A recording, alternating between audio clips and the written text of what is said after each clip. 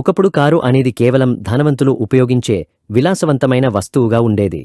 కానీ ప్రస్తుతం మధ్యతరగతి కుటుంబం కూడా కారును కొనుగోలు చేసేందుకు ఆసక్తి చూపిస్తున్నారు.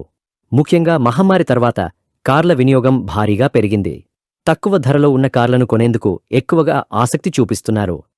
మధ్యతరగతి కుటుంబం కారు కలను నెరవేర్చుకునేందుకు ఎంతో ఆసక్తి చూపిస్తున్నారు. అయితే తక్కువ ధరలో కారు అనగానే చాలామందికి సెకండ్ హ్యాండ్ కారులే గుర్తొస్తాయి. కానీ సెకండ్ హ్యాండ్ ధరలో కొత్త కారు వస్తే భలే ఉంటుంది. మార్కెట్లోకి అలాంటి కార్లు కూడా వస్తున్నాయి. ఈ జాబితాలోకే వస్తుంది బజాజ్ కంపెనీ క్యూట్ కారు. ద్విచక్ర వాహనాలకు పెట్టింది పేరైన బజాజ్ ఈ బుజ్జి కారును తీసుకొచ్చింది. కమర్షియల్ మార్కెట్ను టార్గెట్ చేసుకుని ఈ కారును తీసుకొచ్చారు. అయితే పర్సనల్ వెహికల్గా కూడా ఈ కారుకు మంచి ఆదరణ లభిస్తోంది. ఈ కారును తొలిసారి 2019లో భారత మార్కెట్లోకి తీసుకొచ్చారు. ఈ కారును యెల్లో, బ్లాక్, వైట్ కలర్స్లో తీసుకొచ్చింది. అలాగే ఎల్పీజీ, సీఎన్జీ వేరియంట్స్లో ఈ కారును రూపొందించారు. ఈ కారులో 216 సీసీతో కూడిన లిక్విడ్ కూల్డ్ ఇంజన్ను అందించారు. 20 లీటర్ల వరకు ఈ కారు ఫ్యూయల్ కెపాసిటీ.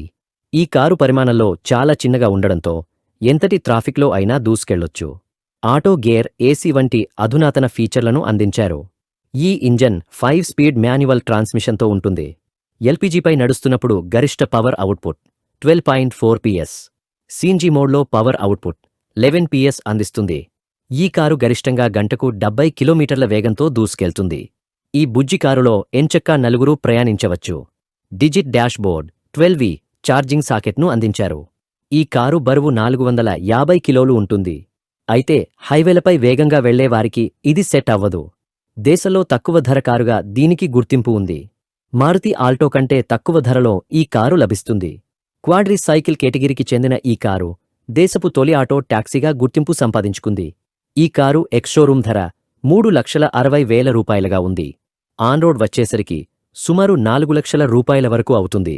ఇక ఈ కారును ఈఎంఐతో కూడా సొంతం చేసుకోవచ్చు. ఉదాహరణకు మీరు రూపాయి డౌన్ పేమెంట్ పెట్టకపోయినా 5 ఏళ్ల ఈఎంఐ ద్వారా నెలకు కేవలం 7,000 రూపాయలు చెల్లించి సొంతం చేసుకోవచ్చు.